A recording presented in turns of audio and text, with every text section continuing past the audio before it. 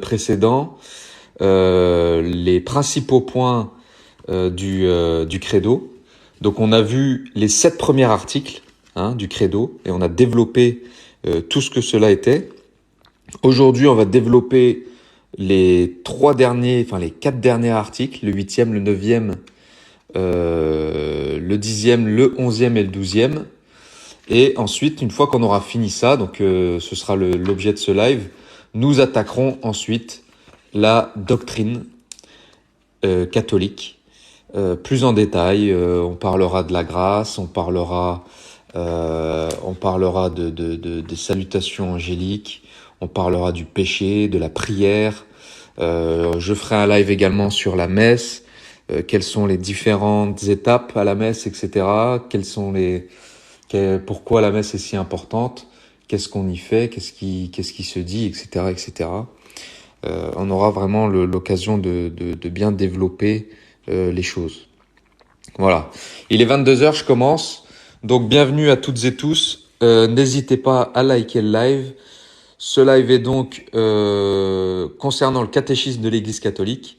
Nous attaquons le 8e article du symbole qui est « Je crois en l'Esprit Saint ». Donc le Saint-Esprit, après l'Ascension, les apôtres réunis au Cénacle attendaient en fait la venue du Saint-Esprit, comme l'avait promis notre Seigneur Jésus-Christ. Ils étaient là depuis 10 jours, quand tout à coup, un vent violent ébranla la maison et un grand bruit se fait entendre. Donc en même moment, des langues de feu apparurent, qui se partagèrent et se posèrent sur la tête de chacun d'eux, de chacun des apôtres. Et tous furent remplis du Saint-Esprit. Donc aussitôt, les apôtres se mirent à parler en diverses langues. Donc un changement complet venait de se produire dans leur âme. Ils ne craignaient plus les Juifs. Ils comprenaient tout ce que Jésus leur avait enseigné et n'avaient plus qu'un désir, parler de Jésus. Donc ce jour-là, en fait, lorsqu'ils ont reçu, donc le jour de la Pentecôte, ce jour-là, il y avait à Jérusalem, en plus des habitants, beaucoup de Juifs qui venaient de tout le pays, qui étaient venus pour la fête de la Pentecôte juive. Et au bruit qui se fit dans le Cénacle, ils sont venus, ils ont accouru vers là. Et en entendant les apôtres tout joyeux parler leur propre langue, ils s'étonnaient et ils se demandaient ce que cela signifiait. Donc d'autres se moquaient des apôtres. Alors Saint Pierre se présenta avec les 11 apôtres et pour la première fois, il prêcha Jésus-Christ. Et il dit à tout le monde, « Ce que vous voyez a été prédit par le prophète, c'est l'Esprit de Dieu qui est sur nous. » Écoutez bien ces paroles, je cite, « Vous savez ce qu'a fait au milieu de vous Jésus de Nazareth. Ce Jésus a été livré par vous, vous l'avez attaché à la croix, mis à mort. Dieu l'a ressuscité comme c'était prédit. Jésus est ressuscité, nous en sommes témoins. » Pierre parla si bien sous l'inspiration du Saint-Esprit qu'à la suite de son discours, beaucoup crurent et 3000 Juifs furent baptisés. Donc l'Église du Christ allait se développer par toute la terre. Et donc là, on peut le voir très clairement, notamment dans les actes des apôtres. Donc, qu'est-ce qu'il faut retenir de tout cela? Qu'est-ce que c'est que le Saint-Esprit? Eh bien, le Saint-Esprit, c'est la 3e personne de la Sainte Trinité. Le Saint-Esprit est égal en tout au Père et au Fils. C'est Jésus-Christ qui nous a fait connaître que le Saint-Esprit existe et qu'il agit dans les âmes et dans l'Église. Le Saint-Esprit est-il descendu visiblement sur terre? Eh bien oui, parce que le Saint-Esprit est descendu visiblement sur terre le jour du baptême de notre Seigneur Jésus-Christ, sous la forme d'une colombe, et le jour de la Pentecôte, sur les apôtres, sous la forme de langue de feu. À ce moment-là, que fit le Saint-Esprit dans les apôtres? Eh bien, au moment où le Saint-Esprit est descendu, eh bien les apôtres ont été remplis d'intelligence et de courage. Sans cela, ils n'auraient pas pu prêcher l'Évangile et fonder partout l'Église de Jésus-Christ. Ce qu'il faut retenir dans les Saintes Écritures, c'est que au moment où le Saint-Esprit est venu sur les apôtres, ils ont tout compris les enseignements de Jésus. Donc c'est là qu'on voit que l'Église est fondée bien évidemment sur les apôtres et que l'Église est assistée du Saint-Esprit. L'Église ne peut pas se tromper parce que l'Église est fondée par Dieu, est voulue par Dieu et donc Dieu l'accompagne et l'accompagnera toujours. Donc le Saint-Esprit garde l'Église dans la vérité. Le Saint-Esprit dirige l'Église, il la sanctifie et il la soutient dans ses luttes. Hein? Donc la question qu'on peut se poser également, que fait le Saint-Esprit en venant habiter dans nos âmes? Eh bien, le Saint-Esprit, lorsqu'il habite dans nos âmes, il nous donne la vie surnaturelle et demeure en nous pour nous aider à faire le bien et à éviter le mal. Voilà. Donc retenons par rapport à cet article, par rapport à ce symbole du credo, que le Saint-Esprit a transformé l'âme des apôtres, il a fait de nous les enfants de Dieu, il est capable de nous transformer nous aussi. Prions. Venez Saint-Esprit, remplissez le cœur de vos fidèles et allumez-y le feu de votre amour. Je vous cite les dons du Saint-Esprit. Les dons du Saint-Esprit sont la sagesse, l'intelligence, le conseil, la force, la science, la piété et la crainte de Dieu. Voilà les dons du Saint-Esprit. Sagesse, intelligence, conseil, force, science, piété, crainte de Dieu. Voilà. Donc sachez que la peur ne vient pas de Dieu, l'angoisse ne vient pas de Dieu, toutes ces mauvaises choses ne viennent pas de Dieu. Nous, chrétiens, nous avons les dons du Saint-Esprit, nous avons l'esprit de force, l'esprit de sagesse, d'intelligence, de conseil, de science, de piété et de la sainte crainte de Dieu. Et puis on voit bien évidemment les paroles et la promesse de notre Seigneur Jésus-Christ dans Saint Jean chapitre 14 verset 26. Il avait bien dit, l'Esprit Saint vous enseignera toutes choses et vous rappellera tout ce que je vous ai dit. Voilà. À ce moment-là, les apôtres étaient raffermis et devenus des vrais soldats de Dieu. Ensuite, continuons. Dans le credo, dans le 9e article du symbole, nous disons « Je crois à la Sainte Église catholique. Je crois à la Sainte Église catholique. » Eh bien, l'Église, c'est fondamental. C'est fondamental. Après que Pierre eut dit à Jésus « Vous êtes le Christ, le Fils du Dieu vivant », Jésus, pour marquer qu'il voulait l'établir comme le fondement de toute l'Église, il lui dit « Tu es Pierre, et sur cette pierre je bâtirai mon Église, et les portes de l'enfer ne prévaudront pas contre elle. » Ensuite, pour affirmer d'une autre manière l'autorité de l'apôtre, il ajouta « Je te donnerai les clés du royaume des cieux, et tout ce que tu liras sur la terre sera lié dans le ciel, et tout ce que tu délieras dans le ciel. » Vous voyez bien que les verbes sont au futur, c'est donc une promesse. Et donc le jour arriva où Jésus institua cette société. Il en compara le chef, qui était Saint Pierre, à un pasteur qui devait conduire le troupeau du Seigneur. Donc il est très très important d'être sûr et certain de cela. Jésus a voulu un chef pour son Église. Saint Pierre est le premier pape. Voilà. Saint Pierre est le premier pape. Comme dans toute institution, pour en assurer l'unité, il faut un chef.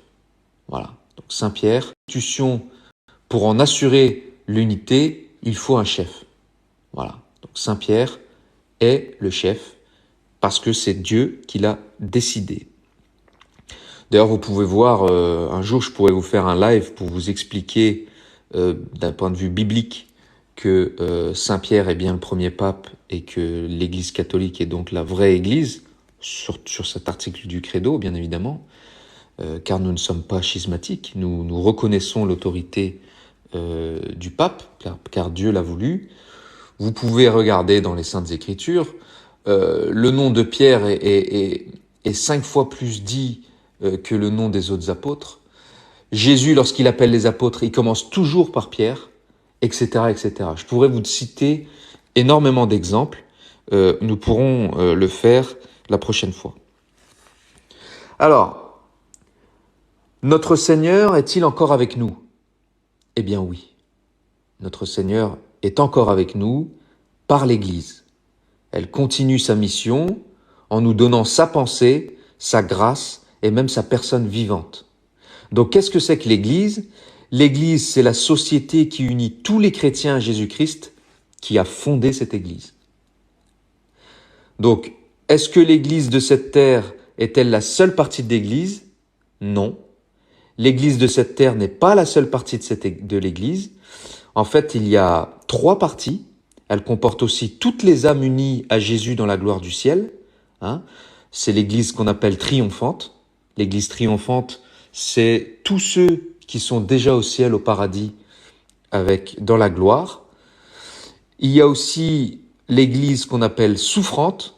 C'est celle qui souffre encore dans le purgatoire. Ce sont toutes les âmes qui sont en communion avec l'Église, qui ne sont pas encore au ciel, mais au purgatoire. Hein. Et donc nous sommes l'Église militante. Hein. Sur cette terre, l'Église est une société visible, gouvernée par le pape et par les évêques, et unie au pape, bien évidemment. Cette Église, c'est l'Église militante, c'est moi, c'est vous, c'est tout le monde, c'est tous les baptisés et tous les catholiques. Ce sont les fidèles de l'Église. Donc, pour être un vrai fidèle de l'Église, il faut croire ce qu'elle enseigne, il faut faire ce qu'elle commande et recevoir ses sacrements. Voilà ce qui fait de nous un vrai fidèle de l'Église. Qui sont ceux qui sont hors de l'Église? Et là, on va rentrer en détail. Qui sont ceux qui sont hors de l'Église? Eh bien, ce sont les infidèles, les apostats, les hérétiques, les schismatiques et les excommuniés. Détaillons cela. Qu'est-ce que c'est qu'un infidèle? Un infidèle, c'est celui qui n'a pas été baptisé et qui ne croit pas en Jésus-Christ. Ce sont ceux-là, les infidèles. Qu'est-ce qu'un apostat? Un apostat, c'est un baptisé qui renie extérieurement la foi après l'avoir adoptée et pratiquée. Un hérétique, qu'est-ce que c'est qu'un hérétique? Eh bien, c'est un baptisé qui refuse obstinément de croire une vérité révélée par Dieu et enseignée par l'Église, hein, les protestants. Qu'est-ce que c'est qu'un schismatique? Un schismatique, c'est un baptisé qui croit ce que l'Église enseigne, mais refuse d'obéir à ses chefs. Hein, c'est des vacantistes, l'Église orthodoxe, etc., etc. Et un excommunié, qu'est-ce que c'est? Eh ben, c'est un baptisé que l'Église ou le pape rejette de la société des fidèles à cause de ces scandales. On peut être rejeté du corps du Christ. Bien évidemment, comme le corps du Christ est saint, nous ne pouvons pas garder le poison dans le corps. Vous voyez? C'est pour cela que tous les chrétiens prient les uns pour les autres. C'est pour cela que les péchés mortels nous excluent de la grâce et donc de la communion à ce corps. Il faut donc se repentir pour pouvoir rétablir le lien de charité et revenir au corps du Christ. Donc, qu'est-ce qui nous sépare du corps du Christ, de l'Église, parce que l'Église, c'est le corps du Christ? Eh bien, ce sont nos péchés mortels, c'est l'hérésie, c'est le schisme, c'est le scandale qui peut pousser l'autorité de l'Église à nous excommunier. Voilà, j'espère que c'est clair. On va maintenant continuer sur la hiérarchie de l'Église, parce que bien évidemment, il est très très important d'en parler. Jésus-Christ a nommé Saint Pierre chef de son Église. Hein, quand il lui a dit, tu es Pierre, sur cette pierre, je bâtirai mon Église, je te donnerai les clés du royaume des cieux, paie mes agneaux, paie mes brebis, c'est-à-dire sois le chef des fidèles et des pasteurs. Hein, lorsque Seigneur dit à Pierre, paie mes agneaux et paie mes brebis, il est en train de lui dire, sois le chef des fidèles et des pasteurs. Est-ce qu'il est nécessaire d'appartenir à la véritable Église? Eh bien, la réponse est oui. Hein, ça c'est l'Église qui l'enseigne. Eh bien, la réponse est oui. Hein, ça c'est l'Église qui l'enseigne. La réponse est oui. Il est nécessaire d'appartenir à la véritable Église et ceux qui restent volontairement, je dis bien volontairement, hors de l'Église ne peuvent pas être sauvés. Ceux qui sont volontairement hors de l'Église ne peuvent pas être sauvés. Voilà.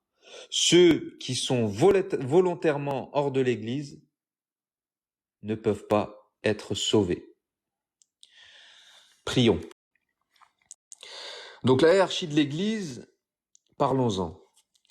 Donc c'était après sa résurrection, Jésus apparut à ses apôtres sur le bord du lac et fit faire une pêche miraculeuse à Pierre. Donc qui ramena dans ses filets 153 gros poissons. Après avoir mangé avec ses disciples, Jésus s'adressant à Pierre, il lui dit: Simon, fils de Jean, m'aimes-tu plus que ceux-ci? Pierre lui répondit: Oui, Seigneur, vous savez que je vous aime. Jésus dit: Paie mes agneaux. Une seconde fois, il lui posa la même question, reçut la même réponse encore de Saint Pierre. Et il lui dit encore: Paie mes agneaux. Pour la troisième fois, Jésus demande la même chose. Alors Pierre, tout ému, répondit: Seigneur, vous savez tout, vous savez bien que je vous aime. Et Jésus lui dit alors: Paie mes brebis. Et donc l'Église avait un chef, et Jésus, qui avait tout prévu, pouvait, avant son ascension, envoyer ses apôtres à la conquête du monde, en leur disant: Allez enseigner toutes les nations, les baptisant au nom du Père et du Fils et du Saint-Esprit, leur apprenant à garder tout ce que je vous ai commandé. Voici que je suis avec vous jusqu'à la fin du monde. Voilà. Voici que je suis avec vous jusqu'à la fin du monde. Bien évidemment, le protestantisme est faux, archi faux. Attention, mes frères et sœurs catholiques, ne vous faites pas avoir par la tentation protestante, car l'Église de Dieu est l'Église catholique pour tout ce que l'on vient de dire auparavant. Si Jésus s'adresse à Pierre, il y a une raison.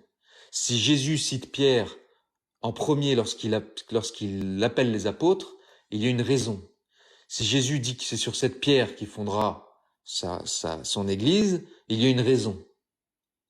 Jésus a enseigné 3 ans aux apôtres, donc le dépôt de la foi révélée, de la vraie foi, c'est les apôtres qui l'ont reçu de Jésus. Et donc l'église est fondée sur les apôtres, et donc c'est bien évidemment qui mieux que les apôtres peuvent transmettre ce que Jésus a transmis aux apôtres. Eh bien nous, catholiques, nous faisons partie de cette église qu'on nomme apostolique. Nous allons parler juste après. Donc le pape est le successeur de Saint Pierre, le représentant de Jésus-Christ, le chef visible de l'église. On appelle le pape le Saint-Père parce qu'il est en effet le père de tous les évêques et de tous les fidèles. Quels sont les pouvoirs du pape? Quels sont les pouvoirs du pape?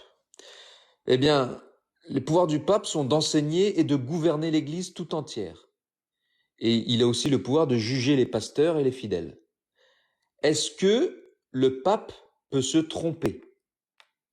Eh bien, lorsque le pape enseigne à toute l'Église, en tant que successeur de Pierre, ce qu'il faut croire et ce qu'il faut faire pour aller au ciel, il ne peut pas se tromper. Pour tout le reste, il peut se tromper. On dit qu'il est infaillible, on dit que le pape est infaillible lorsqu'il enseigne à toute l'Église ce qu'il faut croire et ce qu'il faut faire pour aller au ciel. Donc, c'est-à-dire lorsqu'il parle concernant la foi et les mœurs. Pour tout le reste, il peut se tromper. Donc, ne soyez pas papiste, n'avalez pas, ne vous scandalisez pas à chaque fois que le pape parle à la télé. Sachez en tout cas que depuis 2000 ans, s'il y avait Twitter ou Internet à l'époque des autres papes, on serait peut-être bien choqués. Donc relativisons. Le pape ne se trompe jamais, uniquement lorsqu'il engage l'Église tout entière concernant la foi et les mœurs. Pour tout le reste, lorsqu'il parle de politique, lorsqu'il parle de médecine, de conseils divers et variés, etc., tout cela ne regarde que lui. Il agit en tant que théologien privé, et donc ça n'engage pas l'Église. Voilà. Quels sont les devoirs des pasteurs et des fidèles envers le pape? Eh bien, envers le pape, nous devons l'aimer comme un père et lui obéir en ce qu'il commande au nom de Jésus-Christ. En ce qu'il commande au nom de Jésus-Christ. D'accord? Donc si le pape vous dit, par exemple, il y a beaucoup de gens qui étaient scandalisés l'époque du vaccin, du Covid, etc.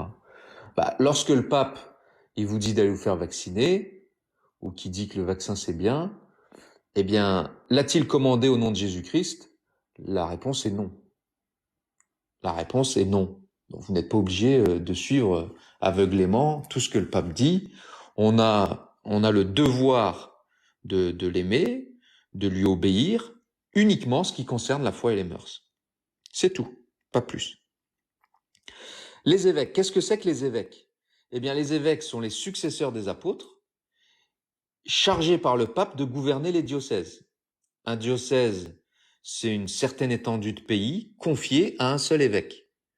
Vous voyez que cela prouve encore que le protestantisme est faux. Depuis le départ, les apôtres ont tous pris une étendue différente et ont tous enseigné la même chose aux brebis du Seigneur. Aujourd'hui, leurs successeurs sont les évêques et les évêques gouvernent des diocèses qui sont des territoires bien définis. Nous avons une religion et nous sommes dans une église structurée. Il y a de l'ordre. Là où il n'y a pas d'ordre, il n'y a pas de Dieu, car Dieu, c'est l'ordre. Voilà. Et donc, vous voyez que la segmentation de l'église est tout de même très, très structurée. Alors, quand les apôtres et leurs successeurs ont-ils été institués pasteurs de l'église? Eh bien, les apôtres et leurs successeurs ont été institués pasteurs de l'Église quand Jésus leur a dit « Allez enseigner toutes les nations, baptisez-les au nom du Père et du Fils et du Saint-Esprit. Voici que je suis avec vous tous les jours jusqu'à la fin du monde. » Il leur a donné un ordre. Il leur a donné un ordre. Voilà. Oui les amis, je regarde pas trop les commentaires, mais faites bien le ménage, s'il vous plaît. Faites bien le ménage. Les blasphémateurs, les mahométans qui viennent juste pour nous insulter, etc. C'est pas la peine. Vous les mutez, vous les faites partir du live. Tout le monde est le bienvenu sur ce live, bien évidemment. C'est un live catholique. On enseigne la foi et la doctrine, la sainte doctrine de la seule vraie religion. Pour ceux que ça intéresse, eh bien, vous êtes les bienvenus. Toute confession confondue, il n'y a pas de problème. Par contre, le respect ne va pas se mendier. Ici, le respect s'exige. Donc, manque de respect, c'est dehors. Continuons. On a parlé du pape. On a parlé des évêques. J'ai oublié de vous dire, mais les évêques sont aidés dans leur apostolat par les prêtres et surtout par les curés placés par les évêques à la tête des paroisses. Voilà. Dans les paroisses, il y a un curé qui est placé, qui est responsable de la paroisse. D'accord? Les fidèles. Quels sont nos devoirs à nous, fidèles, envers les évêques et les prêtres? Eh bien, notre devoir, c'est de les respecter, de leur obéir et de les aider dans leur apostolat. Donc, il est très très bon d'aider les prêtres. Il est même obligatoire pour un bon chrétien d'aider les prêtres dans leur apostolat, que ce soit dans la vie paroissiale, etc., etc., pour leur faciliter la vie, leur faciliter l'apostolat. Comment on peut l'aider? Eh bien, on peut aider les prêtres en priant pour eux et en étant apôtres sous leur direction et bien sûr en versant également le denier du clergé. Le denier du clergé, c'est la contribution annuelle qui est due par les fidèles pour l'entretien du clergé. Cette contribution est obligatoire parce que la justice et la reconnaissance nous en font un devoir. Donc chacun doit contribuer au denier du clergé selon ses moyens. Si nous voulons que nos églises continuent à exister, nous devons mettre un petit peu la main à la poche.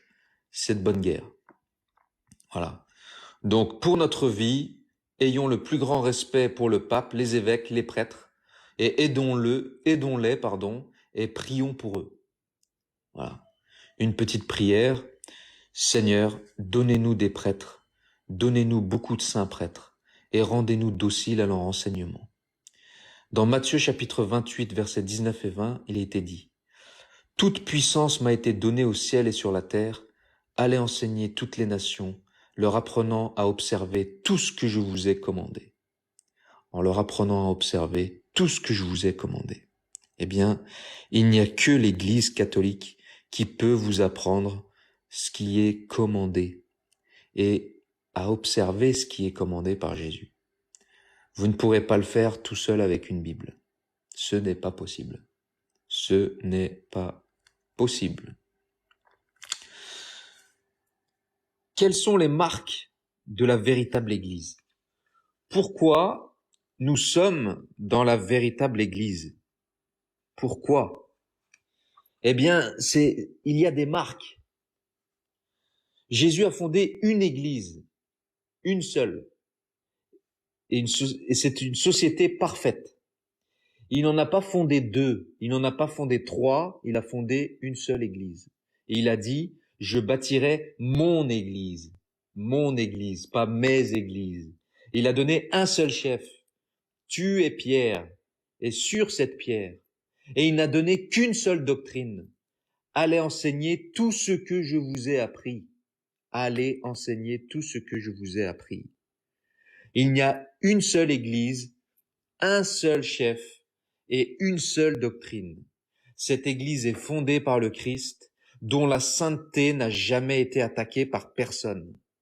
Et donc lui seul a pu dire à ses ennemis: qui de vous m'accusera de péché? Cette doctrine à notre Seigneur Jésus-Christ est capable de former des saints. Et on le voit bien. Cette doctrine est absolument incroyable. Elle est sainte. Cette doctrine est sainte. Et donc Jésus a dit: soyez parfaits comme votre Père céleste est parfait.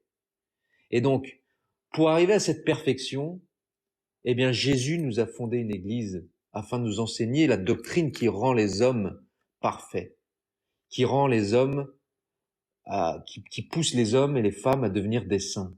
C'est ce que Dieu veut. Et l'église est à notre service pour cela. Et nous sommes également au service de l'église. Donc cette église n'était pas pour un ou deux peuples, mais pour tous. Aller enseigner toutes les nations. Prêcher l'évangile à toute créature. Et enfin, à qui Jésus a-t-il dit: je suis avec vous jusqu'à la fin du monde? À qui il a dit ça? Il a dit ça aux apôtres. Or, ces hommes ne pouvaient demeurer toujours sur la terre. Alors cette parole, elle s'adresse aux successeurs légitimes des apôtres et pas à d'autres. Voilà. Jésus a dit qu'il serait avec eux jusqu'à la fin du monde, avec les apôtres. Donc, il n'est qu'avec les successeurs légitimes des apôtres. Il n'est pas avec les pasteurs en carton qui vous racontent n'importe quoi. Nous n'avons pas le même Dieu que ces gens-là. Nous ne croyons pas au même Dieu. Ce n'est pas possible. Nous, notre Dieu, il a fondé qu'une seule église. Nous, notre Dieu, il a pour mère la Sainte Vierge Marie. Immaculée Conception.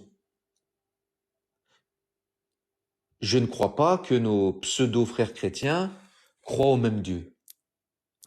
Réfléchissez, vous verrez que nous sommes véritablement différents en ce qui concerne la foi, bien évidemment. Donc la véritable Église de Jésus est donc celle qui remonte aux apôtres et pas une autre. Donc on va en parler juste après d'ailleurs. Ne vous inquiétez pas, on va en parler juste après. Donc Jésus n'a fondé qu'une seule Église. On reconnaît la véritable Église en 4 marques. Elle est une, elle est sainte dans sa doctrine, elle est catholique et elle est apostolique.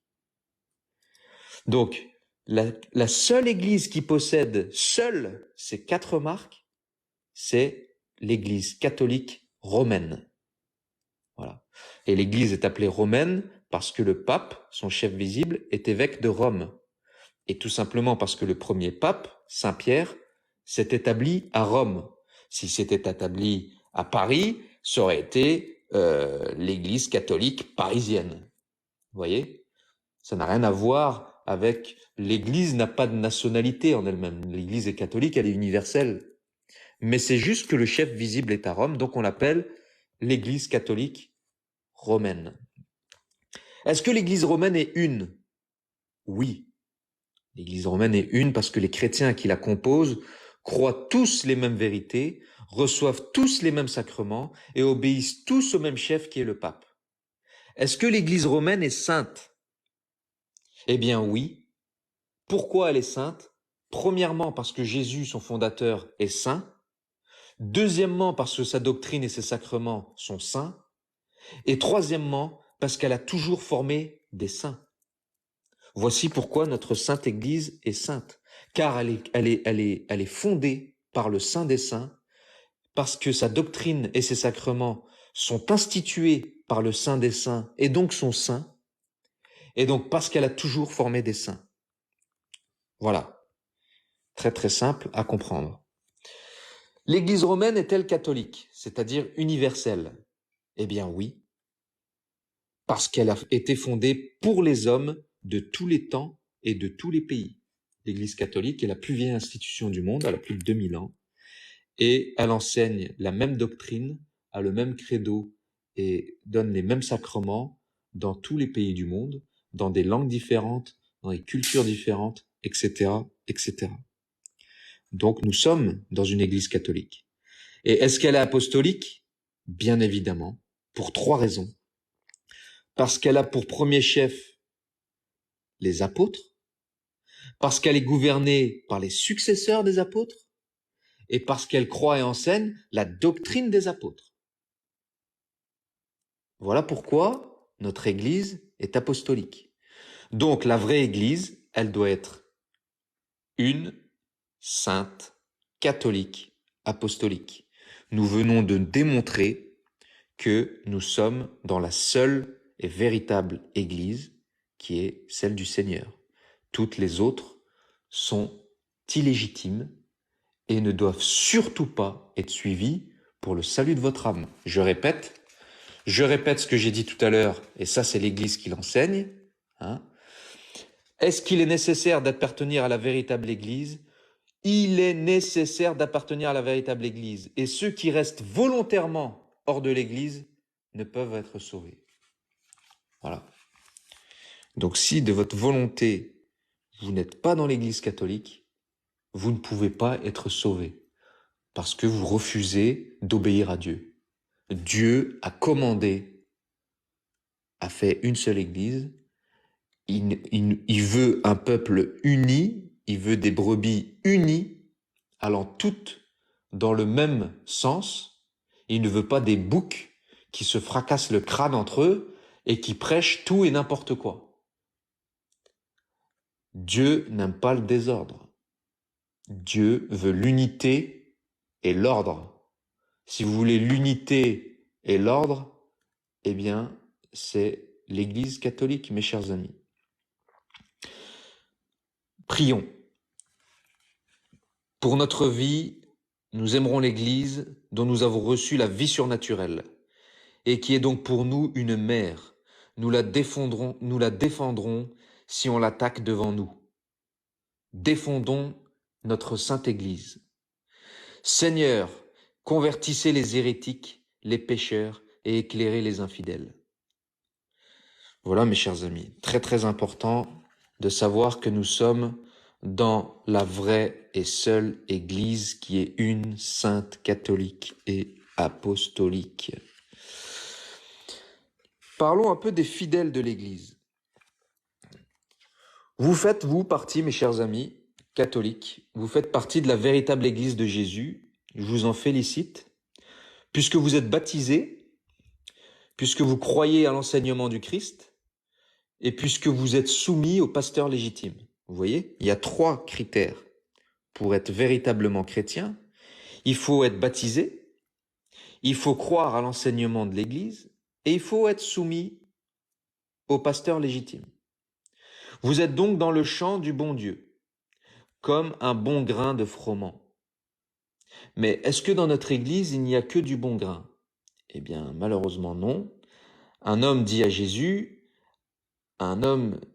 avait semé dans son champ de la bonne semence. Or, pendant que ses serviteurs dormaient, son ennemi vint et sema par-dessus de l'ivraie au milieu du froment, et s'en alla. Quand l'herbe eut poussé et que le fruit fut formé, alors apparut aussi l'ivraie. Les serviteurs avertirent le maître qui répondit: c'est l'ennemi qui a fait cela. Et les serviteurs lui dirent: veux-tu que nous allions la ramasser? Et il leur dit: non, de peur qu'en ramassant l'ivraie, vous ne déraciniez avec elle le froment. Donc laissez-les croître ensemble jusqu'à la moisson. À ce moment, je dirai au moissonneur: ramassez d'abord l'ivraie pour la brûler. Quant au froment, amassez-le dans mon grenier. Donc l'ivraie, c'est le mauvais grain, ce sont les apostats, ce sont les excommuniés, ce sont les hérétiques, ce sont les schismatiques, tous ceux qui sont en révolte contre la loi de Dieu. Voici l'ivraie. L'ivraie, c'est le mauvais grain. Apostats, excommuniés, hérétiques, schismatiques. Tous ces gens-là sont contre Dieu, car ils sont contre sa loi et contre son Église. Voilà. Mais tant qu'ils sont sur la terre, ils peuvent se convertir et devenir du bon grain. Voilà. Il faut prier pour nos cousins éloignés qui ont quitté l'Église ou qui la refusent. Hein. Prions pour eux afin qu'ils deviennent du bon grain. Quant aux infidèles qui ne sont pas baptisés, Jésus parlait d'eux quand il disait, par exemple, je cite Jésus, « J'ai d'autres brebis qui ne sont pas dans cette bergerie. Il faut que je les amène. Elles entendront ma voix et il n'y aura qu'un seul troupeau, qu'un seul pasteur. » Donc Dieu veut le salut de tous les hommes. Dieu veut le salut de tous les hommes, mes chers amis, païens, musulmans, etc. Je vous invite, mes chers amis, je ne peux faire que témoigner ce que l'Église nous enseigne. Je vous invite à la rejoindre pour le salut de votre âme. Si vous avez ne serait-ce qu'un petit peu pitié de votre âme, venez vite, venez, courez vers l'Église catholique. Il est urgent de se convertir, mes chers amis. Donc, les fidèles de l'Église, les chrétiens, ce sont les chrétiens soumis au pape et aux évêques. Ceux qui sont hors de l'Église, on l'a dit, ce sont les infidèles, les apostats, les hérétiques, les schismatiques et les excommuniés. Hein. Voilà, on a dit tous ceux qui étaient, on les a tous définis. On a dit qu'il était nécessaire d'appartenir à la vraie Église. Eh bien, il faut, dans ce cas, bien réfléchir. Prions, mes amis, prions. Nous penserons à tous ceux qui n'ont pas le bonheur d'être chrétiens et pour lesquels le Christ est mort, puisqu'il est mort pour tous. Nous demanderons à Dieu qu'il leur fasse la grâce d'être sauvés et nous offrirons pour cela notre travail et nos sacrifices. Que votre règne vienne, Seigneur. Que votre règne vienne. Prions pour tous ceux qui n'ont pas le bonheur d'être chrétiens comme nous, mes chers amis. Nous avons une chance incroyable, on s'en rend pas compte. Nous avons une chance incroyable de faire partie de l'Église catholique. Il faut partager ce beau gâteau. Ne le gardons pas pour nous. C'est pour cela que je fais ce live. C'est pour cela que je le rediffuserai. Nous devons propager ce trésor. Nous ne pouvons pas laisser nos frères et sœurs manger des kebabs infâmes alors que nous sommes dans un restaurant Michelin 3 étoiles. Voilà. Ramenons tout le monde au plus grand et beau des restaurants. Bien évidemment, ceci est une image, ce n'est pas l'Église qui dit ça, bien évidemment. Attention, n'allez pas me prendre tout au pied de la lettre ce que je raconte. Donc voilà. Très très important, mes amis, d'être dans la bonne Église. Il n'y a qu'une seule Église, donc si une autre Église était la vraie, je courrais vers cette Église, parce qu'il n'y a que la vérité qui compte. Eh bien, nous sommes dans la bonne église. Soyez-en certains, mes chers amis. Soyez-en certains. Passons au 9e article du symbole. Qu'on en a dit, je crois en l'Esprit Saint, à la Sainte Église catholique. Maintenant, je dis, je crois à la communion des saints. Qu'est-ce que c'est que la communion des saints, mes chers amis? Eh bien, saint Étienne, lapidé par les Juifs, priait pour ses bourreaux. Or, celui qui devait être saint Paul assistait au supplice. Et quel fut l'effet de la prière du martyr? Eh bien, vous allez le savoir. Vous connaissez l'histoire de la conversion de saint Paul. En ce temps-là, il ne respirait que la menace et la mort contre les disciples de Jésus. Et aussi alla-t-il trouver le grand prêtre pour ramener prisonniers à Jérusalem tous les chrétiens de Damas. Donc saint Paul a été vraiment un persécuteur incroyable. Eh bien, il était sur la route qui conduit à cette ville, quand tout à coup, une lumière venue du ciel l'entoura. Il tomba à terre, et il entendit une voix qui lui disait « Saul, Saul, pourquoi me persécutes-tu » Qu'est-ce qu'il répondit? Il répondit « Qui êtes-vous, Seigneur » Et le Seigneur lui dit « Je suis Jésus, que tu persécutes. » Saint Paul était vaincu, il était converti. Mais remarquez une chose, remarquez ce que dit Jésus. Jésus lui dit « Tu me persécutes ». Et en disant cela, eh bien en fait, c'était les chrétiens qui persécutaient. Donc quand Jésus dit « tu me persécutes », ce sont les chrétiens qui persécutaient. Donc celui qui persécute un chrétien, mes chers amis, il persécute Jésus. Je n'aimerais pas être à la place de ceux qui persécutent les chrétiens. Je n'aimerais pas être à la place des persécuteurs des enfants de Dieu. C'est terrible. C'est terrible. Quand Jésus dit « tu me persécutes », cela veut bien dire que son corps, qui est composé de ses fidèles, celui qui attaque un fidèle du Christ, s'attaque au corps du Christ.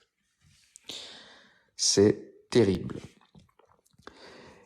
Et donc, des hommes, des femmes, des vieillards, des enfants qui étaient persécutés par Saul. Cependant, Jésus avait raison. Tous les chrétiens ne font qu'un avec lui. Voilà. Qu'on soit homme, femme, vieillard, enfant, bébé, nouvellement baptisé, etc. Nous faisons un avec le corps du Christ. Donc, mes chers amis non chrétiens, je serai vous, je ne persécuterai pas des chrétiens. Ça peut coûter cher. Ça peut coûter cher. La vengeance n'appartient pas aux chrétiens. Les chrétiens acceptent la plupart du temps la persécution. Au contraire, prient pour vous. Mais la vengeance appartient à Dieu. Attention à la vengeance de Dieu qui touche à ses enfants. Vous êtes des parents, si vous avez des enfants, imaginez la colère que vous pouvez avoir si quelqu'un s'en prend à l'un de vos enfants. Alors, n'imaginez même pas le reste. N'imaginez pas le Père des Pères, Dieu le Créateur, Jésus-Christ notre Seigneur. Et donc, après qu'il eut été converti, saint Paul l'expliquait aussi aux fidèles. Je le cite, « Nous qui sommes plusieurs, nous ne faisons qu'un seul corps dans le Christ, et chacun en particulier nous sommes membres les uns les autres. » Vous voyez? Nous sommes comme une chaîne, un chapelet avec des graines. Chacune des graines, ce sont tous les chrétiens. Et le fil du chapelet, eh bien, c'est l'amour, la charité qui nous unit dans le corps du Christ. Chaque chrétien est une bille de ce chapelet énorme. Alors, c'est une image qui vient de moi, ce n'est pas dans le catéchisme, mais vous pouvez bien évidemment l'imaginer comme ça. Donc, lorsque un des membres du corps souffre, eh bien, c'est pour ça que nous prions les uns pour les autres. Parce que lorsque l'un de nous souffre, c'est tout le corps qui souffre. Donc, c'est pour cela que les chrétiens prient les uns pour les autres, parce que c'est le corps entier qui souffre. C'est pour cela que lorsque nous péchons mortellement, nous nous coupons du corps, parce que nous ne pouvons pas empoisonner ce corps saint, cette communion des saints. Vous voyez? Cette communion des saints, le corps du Christ est saint, nous ne pouvons pas empoisonner ce corps par nos péchés. C'est pour cela qu'il faut constamment vivre en conscience en état de grâce. Parce que il n'y a que comme ça que l'on peut aller au ciel, et il n'y a que comme ça que l'on peut rester dans la communion des saints. Donc nous sommes toutes et tous liés, mes chers frères et sœurs. Nous sommes toutes et tous liés. Nous appartenons toutes et tous au corps du Christ. Nous avons donc le devoir de nous aimer. Nous avons le devoir de nous soutenir. Nous avons le devoir de porter la croix des autres, d'aider à porter la croix des autres, et être au service les uns pour les autres, afin que nous plaisions à Dieu. Hein? Nous devons aimer nos prochains, bien évidemment, tous nos prochains, mais qui plus est encore plus nos frères chrétiens, bien évidemment. Et donc, nous sommes bien unis dans Jésus, aussi unis que le cep et les branches d'une vigne, aussi unis que les membres d'un même corps, dans lequel coule le même sang, sang du Christ. Nous sommes unis comme les membres d'un même corps, dans lequel coule le même sang. Donc la communion des saints veut dire les membres de l'Église qui sont unis entre eux. Et les membres de l'Église unis par la communion des saints sont les saints du ciel, ce sont les âmes du purgatoire et ce sont les fidèles de la terre. Les saints du ciel, comme je vous l'ai dit, sont appelés l'Église triomphante. Les âmes du purgatoire s'appellent l'Église souffrante et les fidèles de la terre s'appellent l'Église militante. Voilà. Tous ces membres ne forment qu'une seule Église, l'Église de Jésus-Christ. Ensemble, ils ne forment qu'un corps, ce qu'on appelle le corps mystique du Christ. Comment nous sommes unis au sein du ciel? Eh bien, nous sommes unis au sein du ciel par les prières que je leur fais et par les grâces qu'ils m'obtiennent de Dieu. C'est pour ça que nous prions les saints. Voyez? On est unis aux saints par la prière. Ce sont nos frères vivants dans la gloire. Et ce sont les proches amis de Dieu. C'est pour ça qu'ils intercèdent pour nous. Donc lorsque vous priez un saint, vous n'êtes pas en train d'idolâtrer, vous n'êtes pas en train de faire de l'associationnisme, vous êtes en train de demander à un membre du corps du Christ, qui est lui dans la gloire, de demander des grâces à Dieu. Et qui plus qu'un ami proche de Dieu peut vous aider? C'est d'une logique implacable. C'est d'une logique implacable. Et donc, comment êtes-vous unis aux âmes du purgatoire? Eh bien, c'est pareil. Par la prière, par les bonnes œuvres que j'offre à Dieu pour les soulagements, eh bien, nous sommes unis aux âmes du purgatoire. Nous pouvons prier pour les âmes du purgatoire, pour les rafraîchir, pour leur raccourcir leur séjour au purgatoire. Et donc, il faut faire célébrer des messes pour les âmes du purgatoire, parce que le sacrifice du Christ est la prière la plus puissante pour les soulager. Le sacrifice du Christ est la prière la plus puissante pour soulager les âmes. Donc, pensons à offrir de temps en temps des messes, pour les âmes du purgatoire qui souffrent. Voilà. Comment nous, les fidèles de la terre, nous sommes unis entre nous? Eh bien, nous sommes unis entre nous parce que chacun profite des prières et des mérites de tous. Les mérites de Jésus-Christ, les mérites de la Sainte Vierge, les mérites des saints, le sacrifice de la messe, les sacrements et les bonnes œuvres des fidèles, eh bien, tout cela constitue à ce qu'on appelle les biens spirituels des membres de l'Église. Ces biens sont à disposition de tous. Vous voyez, on est dans une Église incroyable. On est dans une Église, on est entouré de saints, on est entouré de sacrements, on est entouré d'anges gardiens. On est les plus gâtés de la planète. Hein. Je viens d'une autre religion, je sais de quoi je parle. Nous sommes pourri gâtés. Nous sommes pourri gâtés. Bonsoir, Psaume 23. Bonsoir. Donc, prions, mes chers amis. Prions. Nous penserons que si nous faisons le bien, tout le monde en profite. Que si nous faisons le mal, tout le monde en souffrira. Nous penserons aussi que l'Église, ce n'est pas seulement l'Église de la terre. Nous invoquerons les saints du ciel, nous prierons pour les âmes du purgatoire. Répandez, Seigneur, vos bénédictions sur mes parents, mes bienfaiteurs, mes amis et mes ennemis. Dieu de bonté et de miséricorde, ayez aussi pitié des âmes des fidèles qui sont dans le purgatoire. Donnez-leur le repos et la lumière éternelle. Amen. 10e article du symbole. Nous venons de parler du 9e article. Nous avons dit que je crois en la communion des saints. Maintenant, passons au 10e article. Je crois à la rémission des péchés. Je crois à la rémission des péchés. Qu'est-ce que c'est que la rémission des péchés? Parlons-en. Vous avez vu que notre Seigneur Jésus-Christ comparait les fidèles à des brebis. Il disait qu'il était le bon pasteur qui donne sa vie pour elles. Il disait aussi qu'il les aimait toutes. Les brebis qui restent au bercail et celles qui s'éloignent. Il les aime toutes.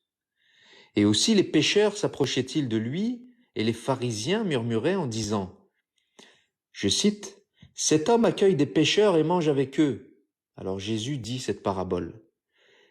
Je cite Jésus. « Quel homme parmi vous, possédant 100 brebis et ayant perdu l'une d'elles, ne laisse les 99 autres dans le désert et ne court après celle qui est perdue jusqu'à ce qu'il la retrouve. Et quand il l'a retrouvée, il la met sur ses épaules, tout joyeux, et revenant à sa maison, il convoque ses amis et ses voisins, leur disant, « Réjouissez-vous avec moi, car j'ai retrouvé ma brebis qui était perdue. » C'est ainsi qu'il y aura plus de joie dans le ciel pour un pécheur repentant que pour 99 justes qui n'ont pas besoin de pénitence. On comprend pourquoi nous récitons « Je crois en la rémission des péchés ». Jésus a donné les moyens d'effacer les péchés et vous allez voir comment dans cette leçon. Donc, quand est-ce que Jésus a-t-il donné à son Église le pouvoir de pardonner tous les péchés? Eh bien, il l'a fait le soir de sa résurrection. Il l'a fait le soir de sa résurrection. Comment l'Église pardonne les péchés? Eh bien, elle pardonne les péchés principalement par les sacrements de baptême. C'est le premier sacrement, c'est la porte à tous les autres sacrements. Le sacrement de baptême efface tous les péchés commis et la peine encourue par ces péchés durant notre vie antérieure au baptême. Et une fois que nous sommes baptisés, le moyen de se faire pardonner de nos péchés, c'est la pénitence, notamment le sacrement de pénitence, donc la confession. Prions. Que de fautes nous avons à faire pardonner. Nous pardonnerons nous-mêmes pour que Dieu nous pardonne, et nous garderons jamais rancune à qui que ce soit. Nous pardonnerons nous-mêmes pour que Dieu nous pardonne, et nous garderons jamais rancune à qui que ce soit. Pardonnez-nous comme nous pardonnons aussi à ceux qui nous ont offensés. Pardonnez-nous comme nous pardonnons aussi à ceux qui nous ont offensés. Vous savez, dans Luc chapitre 19 verset 10, il est écrit « Le Fils de l'homme est venu chercher et sauver ceux qui étaient perdus ». Et donc Dieu nous aime infiniment. Dieu nous aime infiniment. Il veut absolument que l'on soit tous sauvés. Il veut notre salut plus que nous-mêmes, nous le voulons pour nous. Et donc, faisons pénitence et remercions le Seigneur. Finissons par le 11e et 12e article du symbole. Je crois à la résurrection de la chair, à la vie éternelle. Je crois à la résurrection de la chair, à la vie éternelle. De la chair, à la vie éternelle. Eh bien, nous allons pouvoir parler de ça un peu plus en détail, vous allez voir que le catéchisme, il permet vraiment d'édifier votre foi et de comprendre à quel point nous ne croyons pas à la légère. La vie éternelle. Vous savez tous ce qu'est la mort. Et donc vous devez savoir aussi où elle vous conduit. Lisons ensemble cette parabole. Je cite. Il était un homme riche, vêtu de pourpre et de lin, qui faisait chaque jour bonne chère. Or un pauvre nommé Lazare gisait près de sa porte, couvert d'ulcères. Il désirait se rassasier de ce qui tombait de la table du riche. Les chiens, en passant, léchaient ses plaies. Il advint un jour que le pauvre mourut, et il fut emporté par les anges près d'Abraham. Le riche mourut aussi, et on lui donna la sépulture. Et dans le séjour des morts, étant dans les tortures, il leva les yeux et vit au loin Abraham et Lazare dans son sein.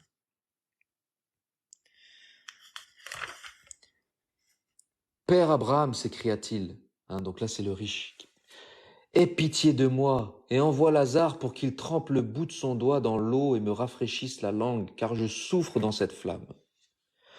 Mon enfant, dit Abraham, souviens-toi que tu as reçu les biens durant la vie. Et Lazare, de même, les maux. Maintenant, il est ici, il est consolé, et toi tu souffres. Entre nous et vous, il y a un abîme infranchissable.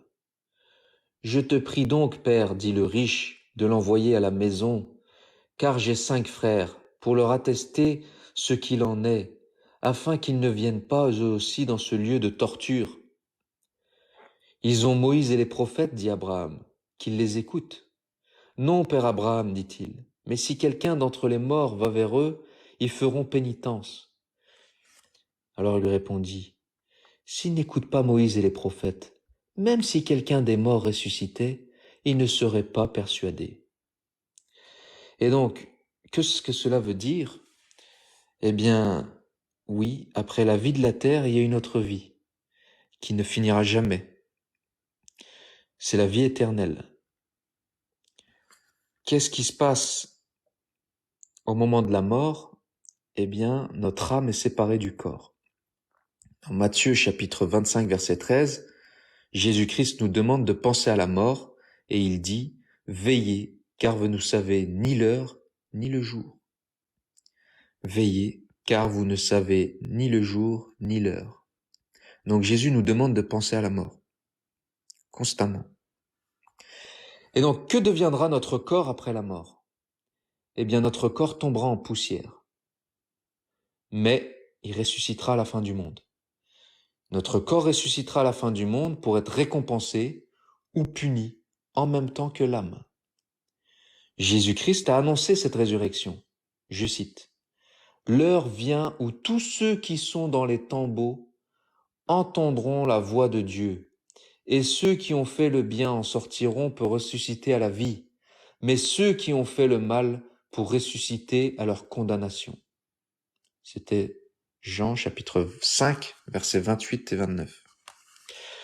Donc, qu'est-ce qui va se passer à la mort? Eh bien, nous allons au jugement particulier.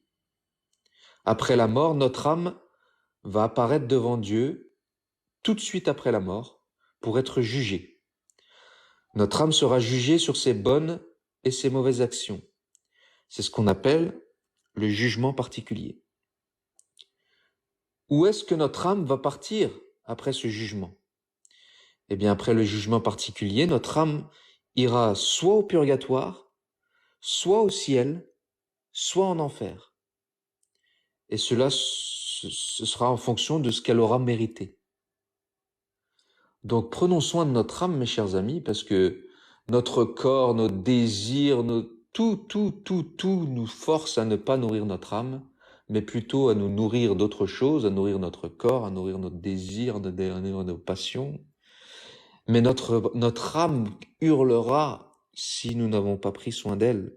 Car lorsque nous serons morts, il n'y aura plus que notre âme. Et si notre âme, nous ne l'avons pas nourrie, eh bien, elle nous en voudra terriblement. Car cette âme, elle ne nous appartient pas, mes chers amis. Cette âme appartient à Dieu. C'est la propriété privée de Dieu, notre âme. Et il n'y a pas plus cher que notre âme pour Dieu. Et donc c'est terrible, c'est pour cela qu'on va en enfer. C'est pour cela qu'on va en enfer. Parce que nous n'avons pas pris soin du trésor de la création de Dieu qui est notre âme. Nous ne lui avons pas rendu ce qu'elle méritait. C'est terrible. C'est terrible. Que Dieu nous en préserve. Et donc, qu'est-ce que c'est que le purgatoire, mes chers amis? Le purgatoire, c'est un lieu de souffrance où les âmes des justes achèvent d'expier leurs péchés avant d'aller au ciel. Donc, l'âme qui va au purgatoire est celle qui est en état de grâce, mais qui est coupable de péché véniel ou qui n'a pas fait sur la terre une pénitence suffisante. Les âmes qui vont au purgatoire, ce sont celles qui sont mortes en communion avec le corps du Christ. On appelle ça dans la grâce. C'est-à-dire qu'ils sont pas mortes en état de péché mortel. Le péché mortel qui n'est pas pardonné, dans le péché mortel pour lequel nous n'avons pas confessé, nous n'avons pas fait pénitence, eh bien, nous envoie en enfer directement après la mort, et cela pour l'éternité. Mais toutes les âmes qui sont mortes en état de grâce, et qui ont encore quelques péchés véniels à réparer, ou des peines dues aux péchés qui n'ont pas été réparés sur terre. Par exemple, vous avez tué quelqu'un. Un criminel tue quelqu'un, avant de mourir, il devient chrétien. Son baptême, pas avant de mourir, il est déjà chrétien, parce que s'il devient chrétien juste avant de mourir, tous ses péchés sont pardonnés et même les peines. Il va directement au ciel. Par contre, si vous prenez un chrétien qui un jour décide de ne plus suivre l'Église et qui devient un pécheur public, par exemple qui vole 1 million d'euros, un pécheur qui vole 1 million d'euros, il se repent, Dieu lui pardonne, lui enlève la faute, mais il lui remet, mais la peine reste à payer. Donc, si cette personne n'a pas pu rendre le 1 million d'euros, eh bien, s'il n'a pas compensé par d'autres moyens pénitentiels terrestres, il faudra qu'il purge la peine au ciel. C'est ça la justice. Donc, si nous avons tué quelqu'un, que nous avons demandé pardon à Dieu, Dieu nous enlève la faute. Mais la peine liée à cette faute, on doit bien la payer quelque part. Eh bien, le purgatoire sert à cela. Voilà. Parce que Dieu étant saint, il ne veut que des saints avec lui. Nous ne pouvons pas arriver avec Dieu sans être saint. Ce n'est pas possible. On mélange pas le torchon et les serviettes. Ce n'est pas possible. Et donc, le feu du purgatoire est un feu purificateur. C'est des souffrances terribles, parce que la plus petite des souffrances du purgatoire est plus grande que la plus grande souffrance de la terre. Donc, je ne préfère même pas imaginer la souffrance du purgatoire. Mais cette souffrance est salutaire car elle purifie, comme on purifie l'or par la chaleur, le fer, etc. Vous voyez?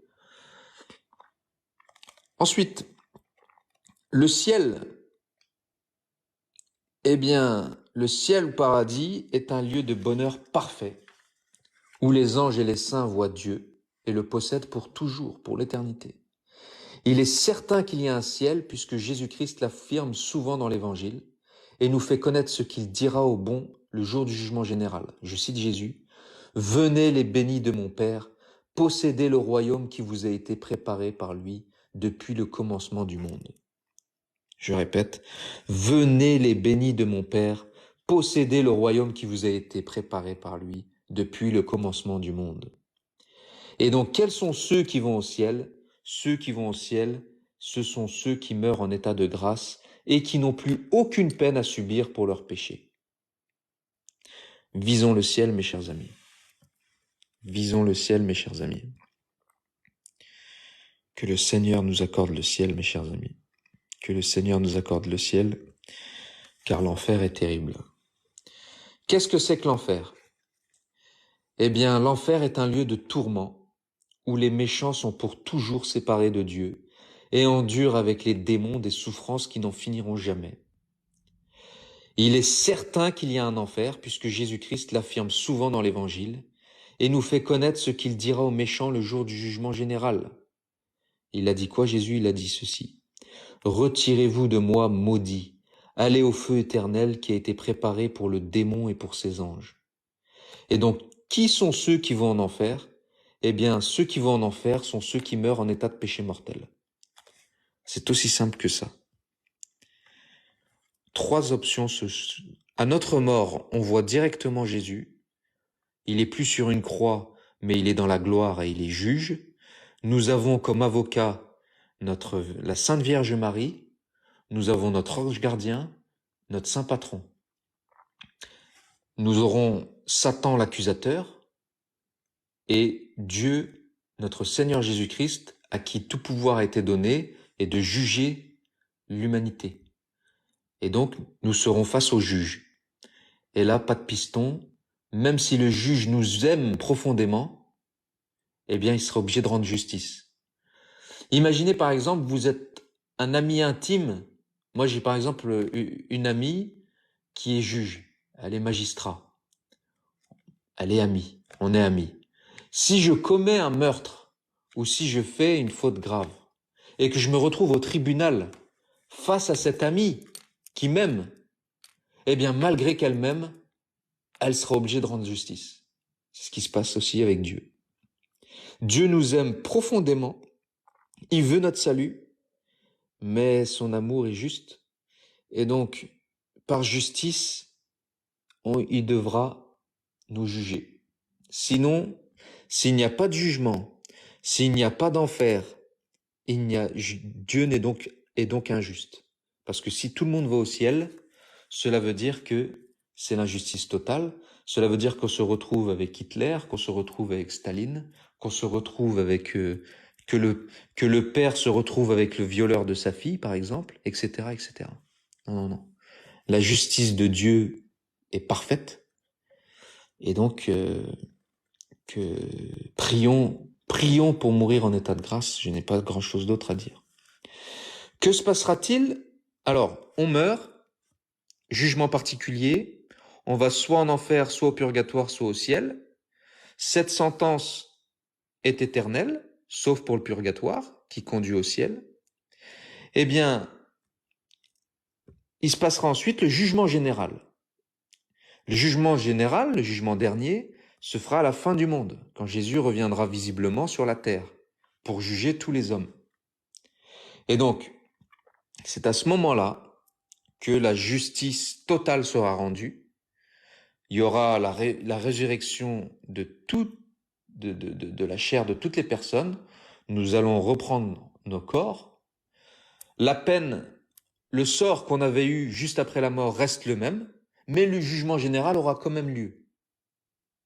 Parce que tout le mal qui a été fait depuis que le monde est monde doit être rendu public, le mal caché notamment.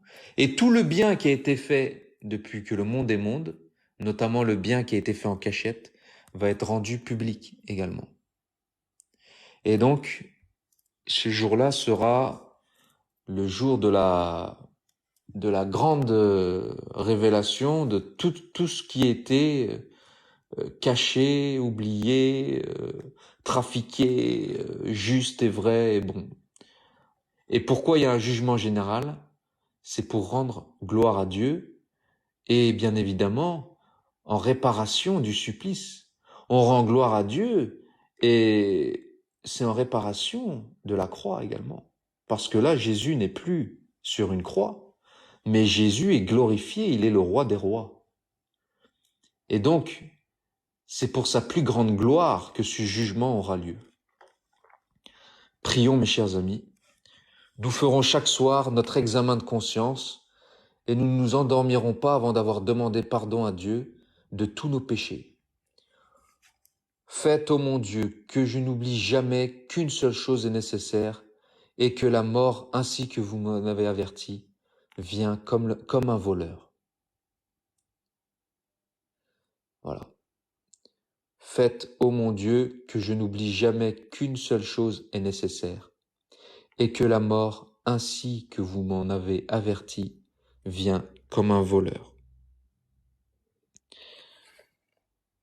Parole du Seigneur dit, Matthieu chapitre 16, verset 26, « Que sert à l'homme de gagner l'univers s'il vient à perdre son âme ?» Voilà, mes chers amis, j'en ai terminé pour le catéchisme de ce soir. Et la prochaine fois, nous allons attaquer la deuxième partie du catéchisme. Nous venons de finir la première partie. La première partie, c'était les vérités, les vérités de foi, le symbole des apôtres, le credo, notre credo. Donc nous avons fini. Nous avons vu le symbole des apôtres. Nous avons l'existence de Dieu, la nature et la perfection de Dieu, les mystères de la religion, le mystère de la Trinité. Nous avons parlé des anges et des démons, la création de l'homme, le péché originel, etc., etc.